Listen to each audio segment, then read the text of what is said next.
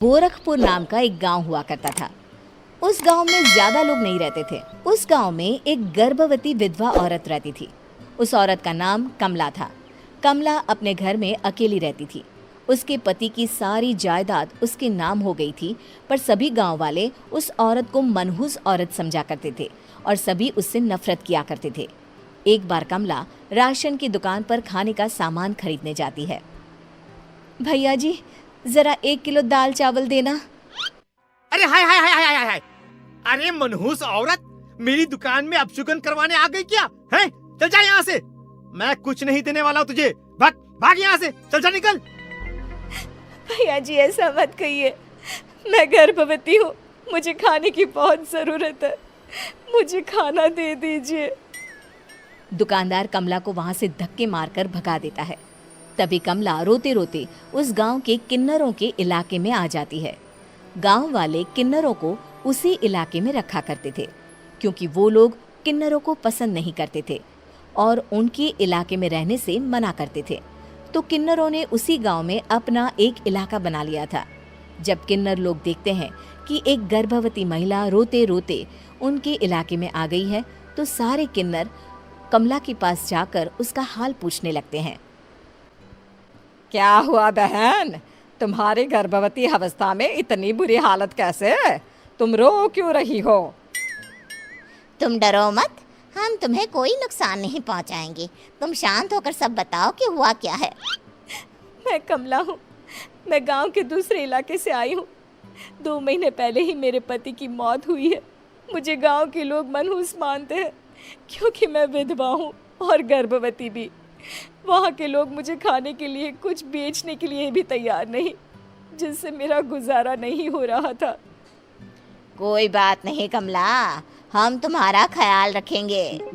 किन्नर लोग कमला को एक खाली घर में रहने के लिए जगह दे देते हैं और उसकी देखभाल भी करते हैं। कुछ ही महीने बाद कमला अपने बच्चे को जन्म देती है, पर अफसोस, कमला बच्चे को जन्म देते ही अपनी जान गंवा देती है। जब सब किन्नर बच्चे को देखते हैं तो बहुत खुश हो जाते हैं, क्योंकि वो बच्चा भी किन्नर ही था। कमला ने एक किन्नर बच्चे को जन्म दिया था।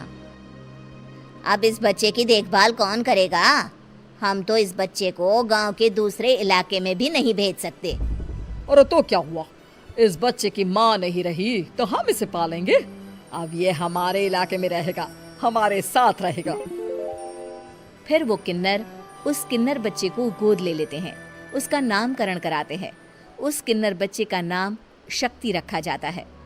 देखते ही देखते शक्ति बड़ी होने लगती है। उसके रंग रूप बहुत सुंदर थे। वो बहुत सुंदर किन्नर दिखती है। एक दिन शक्ति एक किन्नर से पूछती है, माँ जी सुनिए ना, ये गांव के दूसरे इलाके में भी तो लोग रहते हैं, तो हम वहाँ क्यों नहीं जाते? हम उनसे अलग क्यों रहते हैं? शक्ति, क्योंकि वो लोग हमारे जैसे नहीं, वो लोग हमें पसंद नहीं करते, इसीलिए हम उनसे अलग रहते हैं। क्यों? वो हमें क्यों पसंद नहीं करते? मुझे एक बार उस इलाके में जाना है। मैं एक बार वहाँ जाकर घूम कर आऊँ। शक्ति, खबरदार, जो तू उस इलाके में कभी भी गई तो अपनी जान नहीं गंवाना चाहती तो उस इलाके में कभी कदम भी नहीं रखेगी, समझी? इतना कहकर वो किन्नर वहाँ से चली जाती है। शक्ति उस किन्नर की बात सुनकर बहुत रोती है। माँ जी, ऐसा कैसे कह सकती हैं? उन्होंने इतनी सी बात के लिए मुझे इतना डांटा। अब तो मैं उस इलाके में ज़रूर जाऊंगी। फिर एक दिन शक्ति गांव के दूसरे इलाके में चुपके से जाती है। ये लोग तो हमारे जैसे ही इंसान हैं, तो ये हमसे नफरत क्यों करते हैं? जब शक्ति उस इलाके में पहुंचती है तो गांव के सारे आदमी उसके रूप से मोहित हो जाते हैं। वो लोग ये अंदाज़ा नहीं लगा पाते कि वो किन्नर है। शक्ति की सुंदरता देखकर सारे गांव वाले उसकी तारीफ करने लगते हैं। तभी गांव का चक्कर लगाने गांव के जमींदार का बेटा हर्ष वहां पहुंचता है। हर्ष भी दिखने में बहुत सुंदर होता है। जब हर्ष ने शक्ति को देखा तो वो भी उससे मोहित हो गया, और जब शक्ति की नज़र हर्ष पर पड़ी तो वो हर्ष को देखकर मोहित हो गई।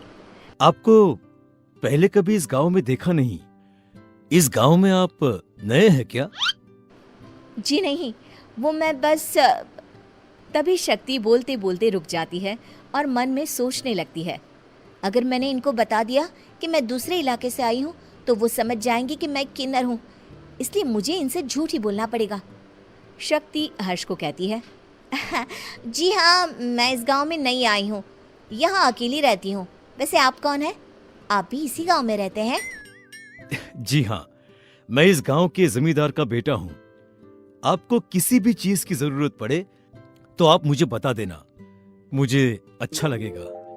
ऐसे ही शक्ति और हर्ष एक दूसरे से रोज मिलने लगते। वो दोनों अपने प्यार का इजहार करने एक दूसरे से मिलने जाते हैं। तभी शक्ति का पीछा करते करते एक किन्नर वहां आ जाती है। शक्ति, शक्ति, मैं तुमसे बहुत प्यार करता हूँ। मैं तुमसे शादी करना चाहता हूँ। क्या तुम मुझसे शादी करोगी? हाँ हर्ष, मैं तुमसे शादी करूंगी, पर मैं तुमको अपने बारे में एक सच्चाई बताना चाहती हूँ जो मैंने तुमसे छुपा कर रखी है। तभी उनके बीच में ही वो किन्नर आ जाती है। शक्ति, तेरी हिम्मत कैसे हुई ऐसा करने की? वो किन्नर शक्ति को खींचकर गांव के जमींदार के पास ले जाती है। हर्ष भी वहां शक्ति को बचाने के लिए पहुंच जाता है। जमींदार शक्ति और हर्ष के प्यार के बारे में सुनकर गुस्से में आ जाता है और शक्ति को गांव के बाहर निकालने की सजा देता है। शक्ति ये बात सहन नहीं कर पाती और कुएं में कूदकर अपनी जान दे देती है। जमींदार हर्ष की शादी गांव की एक लड़की से करवा देता है, पर हर्ष इस शादी से खुश नहीं होता। शक्ति अपना बदला लेने के लिए मरने के बाद किन्नर चुड़ैल बन जाती है। अब मैं इन गाँव वालों को नहीं छोड़ूंगी, अब इनसे मैं अपने प्यार का बदला लूंगी। किन्नर चुड़ैल गांव वालों को परेशान करना शुरू कर देती है। एक बार वो रात को गांव के खेतों में पहुंच जाती है और वहां आग लगा देती है। सारी फसल जल के राख हो जाती है। जब एक आदमी रात को उठकर देखता है कि खेत में आग लग गई है तो वो वहां पहुंच जाता है। वो देखता है कि खेतों के बीचों बीच एक किन्नर चुड़ैल खड़ी है और वहां खड़े होकर ताली बजा रही है। गांव वाला किन्नर चुड़ैल को देखकर बेहोश हो जाता है। जब सुबह उस आदमी को होश आता है तो वो सीधा जमींदार के पास जाता है। अरे जमींदार साहब, अरे वो किन्नर चुड़ैल ने मेरी सारी फसल जला दी। अब मैं क्या करूंगा? क्या होगा मेरा? जमींदार चुड़ैल किन्नर का नाम सुनते ही सब कुछ समझ जाता है। अब वो बहुत डर जाता है। उसी रात को जब जमींदार डर के मारे अपने कमरे में सो नहीं पाता, तभी वहां अचानक से किन्नर चुड़ैल आ जाती है। किन्नर चुड़ैल जोर जोर से जमींदार के आगे खड़ी होकर हंसने लगती है और ताली बजाने लगती है। जमींदार उस डरावनी किन्नर चुड़ैल को देखकर बहुत डर जाता है। तूने मेरे साथ बहुत बुरा किया, अब मैं तुझे जान से मार दूंगी। नहीं नहीं नहीं नहीं नहीं, मुझे माफ कर दो, मुझे मत मारो। मैं कभी ऐसा दोबारा नहीं करूंगा। अब तुम जो बोलोगी वही मैं करूंगा। ठीक है, मैं चाहती हूँ कि किन्नर इलाका गांव के इलाके से जुड़े और गांव का कोई भी आदमी किन्नर समाज से द्वेष ना करे, उससे नफरत ना करे, नहीं तो मैं सारे गांव को मार दूंगी।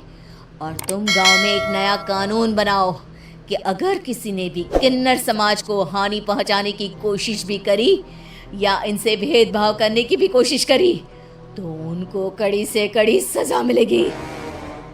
हाँ हाँ हाँ हाँ, मैं ऐसा ही करूंगा। तुम जो बोलोगी वो मैं करूंगा, पर मुझे जाने दो प्लीज। तब वो किन्नर चुड़ैल वहां से चली जाती है। गांव का जमींदार किन्नर चुड़ैल का कहा मानते हुए दोनों इलाकों को एक कर देता है और नया कानून भी लागू कर देता है। तब से वहां किन्नर समाज और बाकी गांव वाले शांतिपूर्वक रहने लगते हैं।